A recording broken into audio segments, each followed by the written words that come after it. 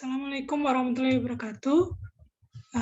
Bapak Ibu sekalian, pada kesempatan kali ini saya akan mengulang kembali tentang materi BIMTEK ya, begitu yang sudah didapatkan tentang manajemen laboratorium menggunakan sebuah aplikasi, yaitu aplikasi Feon gitu. Nah, kemudian sebelumnya saya mau menyampaikan dulu sedikit tentang materi ya. Saya share screen ya, Bapak Ibu. Nah, ini materinya. Jadi materi hari ini tentang manajemen laboratorium komputer berbasis aplikasi. Aplikasi yang digunakan namanya Feon, gitu, aplikasi Feon. Nah, bagaimana aplikasi ini bekerja? Jadi aplikasi ini bekerja dengan cara akan diinstal kepada komputer server ya, komputer utama begitu. Kemudian di komputer klien, komputer yang nanti menyambung ke komputer utama juga akan diinstal dengan Feon gitu. Nah, komputer utama ini diinstal dengan Feon, komputer kliennya juga diinstal dengan Feon. Sehingga di antara komputer utama dan komputer klien itu bisa terhubung dan kemudian komputer utama bisa memantau komputer klien gitu. Nah, untuk selanjutnya saya akan menjelaskan tentang bagaimana yang pertama menginstal aplikasi Feon di komputer yang utama ya, komputer senternya komputer yang utama, kemudian menjelaskan bagaimana mengubah konfigurasi dari Feon di komputer yang utama begitu. Kemudian yang ketiga, menginstal, hal yang sama dilakukan juga, menginstal aplikasi Feon di komputer klien, kemudian mengubah konfigurasinya, dan kemudian yang terakhir adalah melihat bagaimana Feon itu bekerja begitu. Jadi ada beberapa tools dalam Feon yang bisa dipergunakan untuk memantau ya Bapak Ibu. Nah, kita mulai dengan menginstal aplikasi Feon. Bagaimana cara menginstal aplikasi Feon? Jika Bapak Ibu belum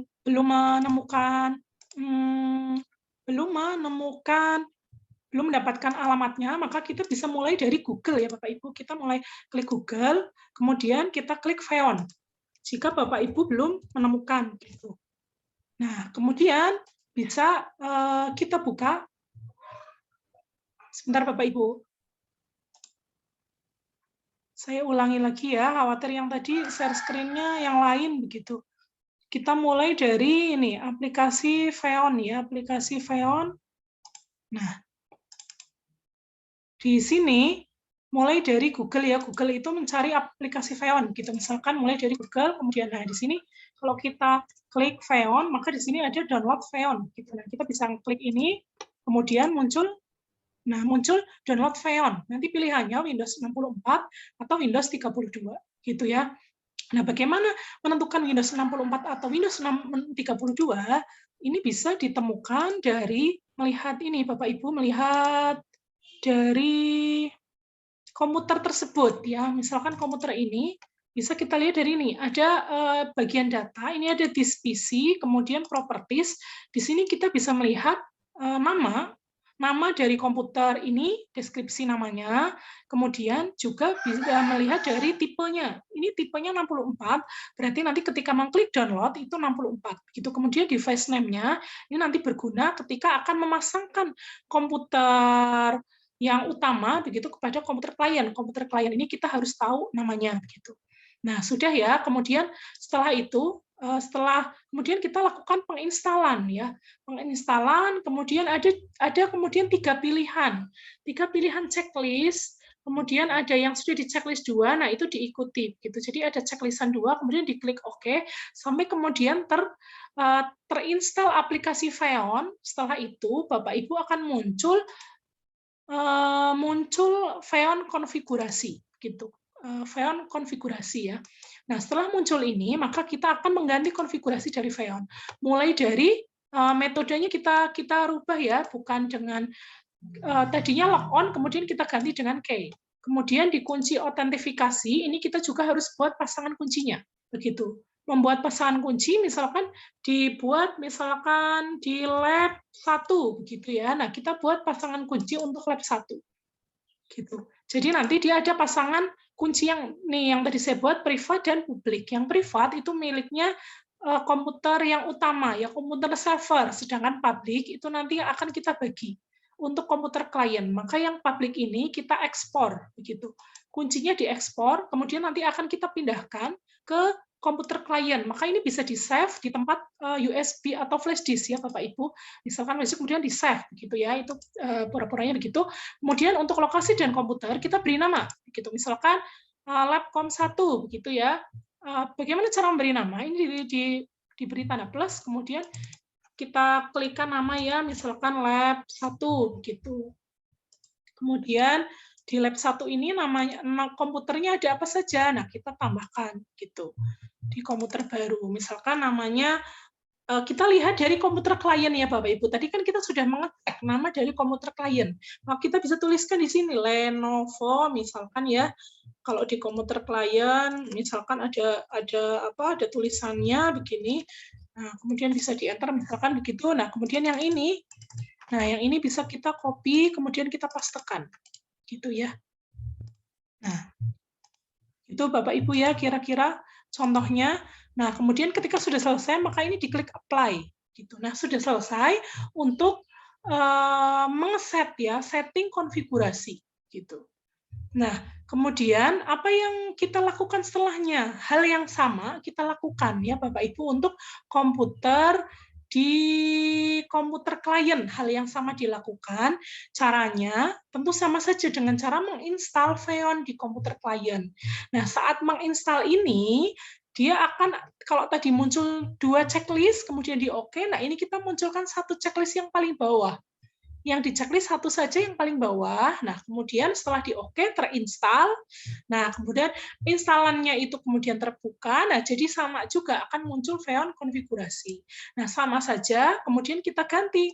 Yang ini kita ganti dengan key, kemudian yang lokasi komputer, yang kunci autentifikasi tadi, kalau tadi kita ekspor, kemudian hasilnya flash disk tadi kita masukkan, kemudian kita impor kuncinya.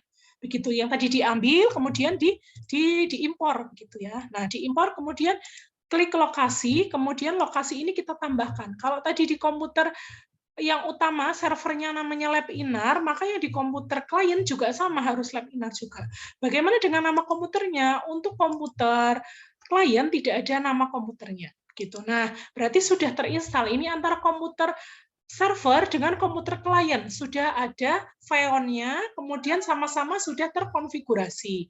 Nah, kemudian bagaimana cara kita mengecek apakah komputer klien dan komputer server sudah terhubung? Nah, ini kita sudah bukan lagi melihat Xeon configuration ya, Bapak Ibu. Kita akan melihat hal yang lain. Apa yang dilihat?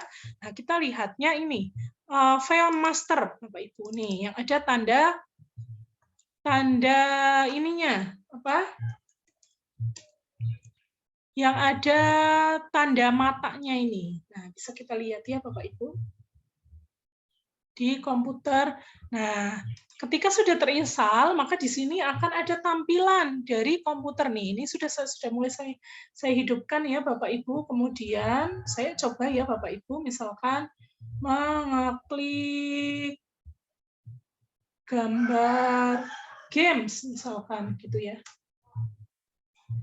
Nah,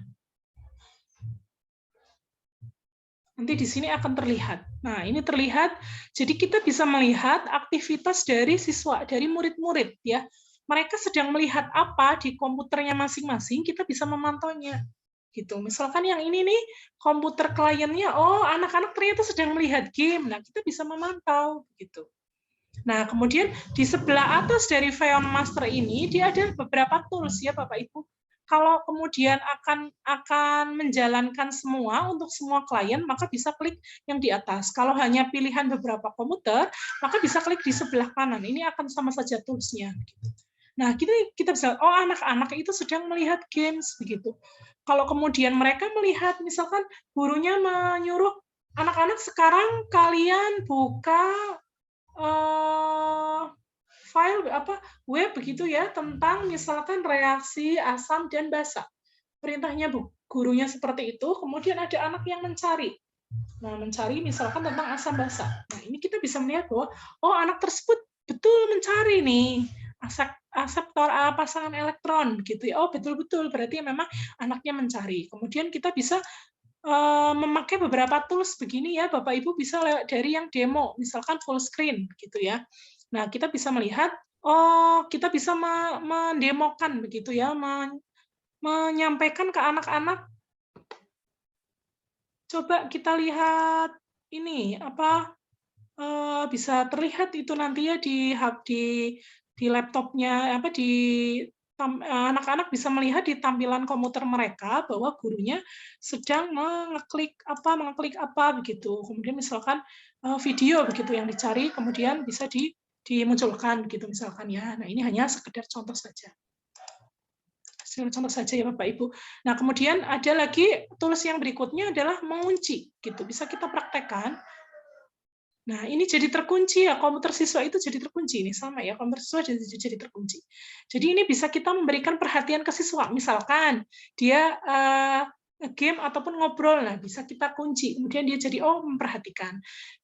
Kita beri perhatian. Kemudian ada remote view, begitu ya. Kita mau melihat, oh ini dikunci, dibuka dulu kuncinya ya. Kemudian kita mau melihat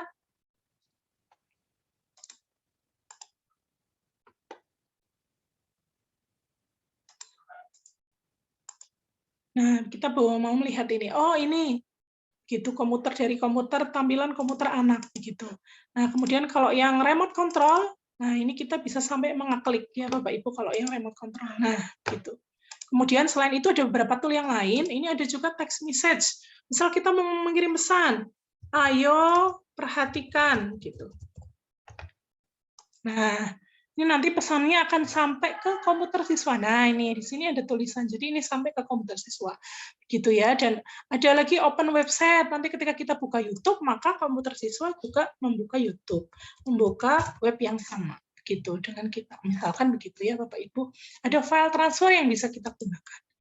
Nah, begitu saja ya Bapak Ibu dari pemaparan saya tentang manajemen laboratorium komputer menggunakan aplikasi Xeon.